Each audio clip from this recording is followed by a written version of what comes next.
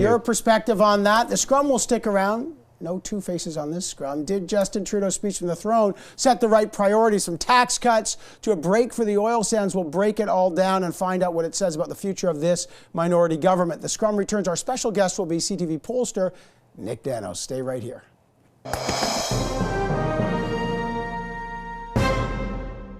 Today is the day that the old goes away.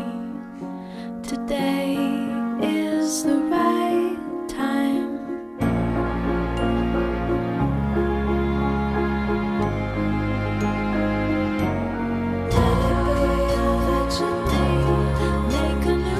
It isn't just about vision, it's about care.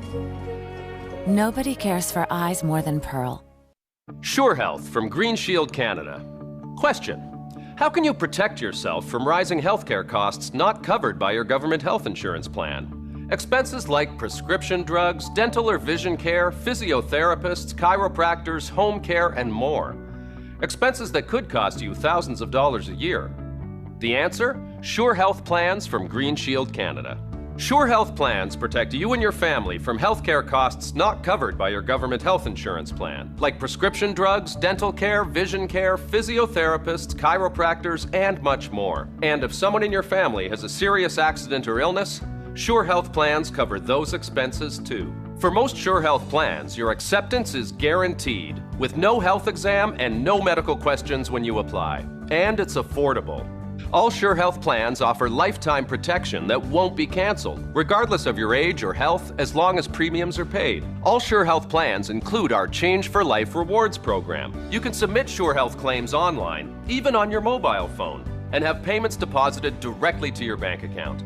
And getting Sure Health is quick and easy, online or by phone. And although some Sure Health plans require a few medical questions, for most plans, your acceptance is guaranteed with no health exam and no medical questions when you apply. And best of all, Sure Health is affordable. If your employer does not offer health benefits, you're self-employed, retired, or retiring soon, visit surehealth.ca or call now and protect yourself from rising healthcare costs, including prescription drugs, dental care, vision care, physiotherapists, chiropractors, home care, and much more. And if you're recently retired or retiring soon, we have a Sure Health plan just for you, regardless of who you had your employee benefits with. Don't delay. Visit us at surehealth.ca or call 1-844-851-7873 for your free, no-obligation Sure Health brochure.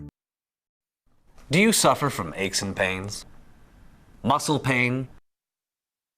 Find relief with Revitive ultrasound technology. Drug-free ultrasound is used by physiotherapists to help relieve pain. It may also help speed repair of muscle injuries. Do more without aches and pains with Revitive ultrasound. Revitive ultrasound. Pain relief just where you need it. This Christmas, give someone you love Revitive ultrasound.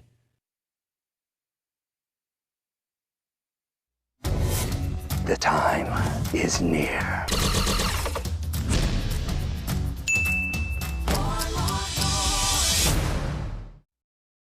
You're watching CTV News Channel.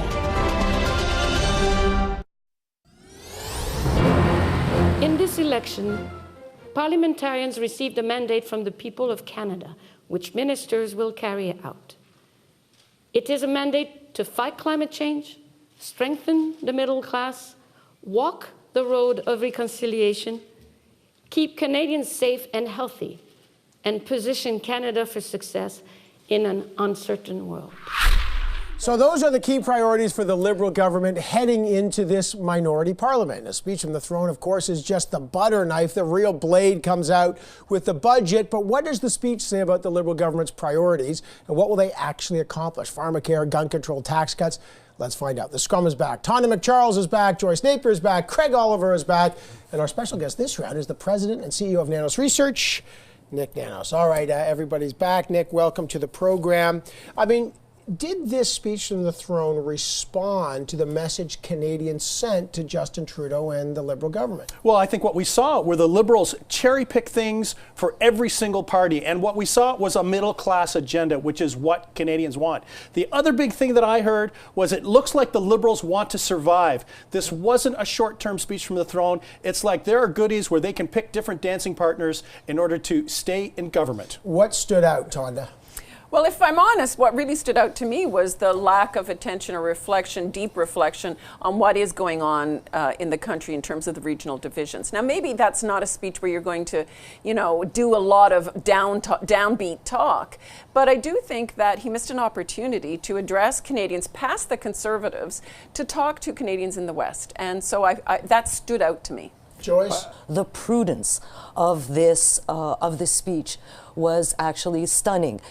He talked about bringing resources to market, never mentioned Trans Mountain, never even mentioned the word oil in there, which was kind of interesting as well. So what resources is he talking about? That's what the Bloc Québécois was asking. What exactly are we talking about? Natural resources, clean, dirty, what exactly is it? So he said a lot of things without saying them. He tried to stay very inoffensive. That could be the definition of politics. Yeah. He said a lot without saying anything. Craig, what stood out? I think if you put a label on this throne speech, it would be no surrender, no retreat. It was laying out a testament of liberal progressive values. And they're not backing away on any of those. I mean, on climate, they've gone farther than they've ever gone. If they go that far, who knows whether Canadians will be able to stay with them on the costs, which they do now. But the point... The net zero emissions. Yes, that whole idea. And where we're at the moment is that the Liberals know these were ideas that Canadians liked. 2/3 of Canadians supported them in Ontario and in Quebec and some other places in the country. And so they feel if they can sell this agenda, they can win another election when whatever happens to Conservatives. Thin gruel, Craig, for the West. Their absence of reaching out to the West basically says maybe there is one message that they got, that the West doesn't like Justin Trudeau, and they're not looking at winning votes in that part of the country. Well, they did make a concession. They never mentioned Saskatchewan and Alberta in that speech. They never mentioned any province. They did make a concession recently to Alberta that they'll accept the Alberta targets on big emitters. But the first thing they say, Nick, is a tax cut for the middle class. They're going to basically elevate the exemption to $15,000 for people making, I think, under $147,000. Is that an important signal that they're sending? Oh, absolutely, because the thing is the first mandate for the Liberals was lacking on a middle-class agenda that Canadians were expecting them to deliver on. I think if they want to try to hold on to power, they've got to pivot back to what they promised before 2015. Go ahead, Craig. Meantime, Andrew Scheer is out there campaigning for his job. He's bringing back all of his old election speeches, not to appeal to Canadians, but to appeal to Conservatives, so that he can keep his job when April comes along, if he can survive that long. Well, what did you make, Tonda, of the responses? Immediately, Andrew Scheer said he's disappointed. This was alienating the West. Jagmeet Singh said no details on things like a national universal pharmacare. What did you make of their responses? Well, look, they both sounded overly combative for their respective positions. Mr. Scheer's facing huge internal divisions in his party over his own leadership. So for him to come out and essentially replay the election campaign as if he didn't lose it was a problem, I thought. And his speech in the Commons on Friday, in response to this throne speech, essentially gave his greatest hits of what he would have done and says, I'm going to push for this, and here's how I would amend your throne speech. And it sort of belies reality.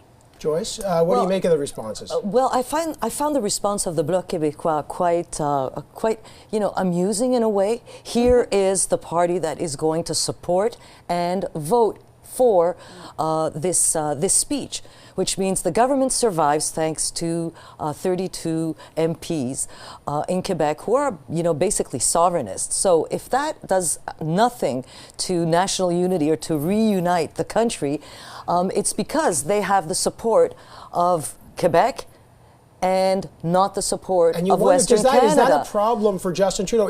Because it means that Jagmeet Singh with impunity can say no, but it means the Liberals are stuck with the Bloc as their only dance partner. But Jagmeet Singh is going to say no because he too is a weakened leader. Let's face it. So you've got two opposition leaders who are weakened by this election as well. But if he keeps saying no, he becomes irrelevant. Absolutely. Because he doesn't accomplish anything. Like, this is his time where he has potentially a pliant government to advance an NDP agenda. And if he doesn't come out supporting anything, then people will go, okay, well, so what about that? It's just a lost opportunity. I was shocked on Friday when, for the first time actually, Trudeau stood up and said, look, I had a speech written to respond to Mr. Scheer. I'm throwing it away. I listened to you. I'm going to deal with your points. He listened. Scheer, they were back and forth. Blanchet gave a very reasoned and thoughtful speech.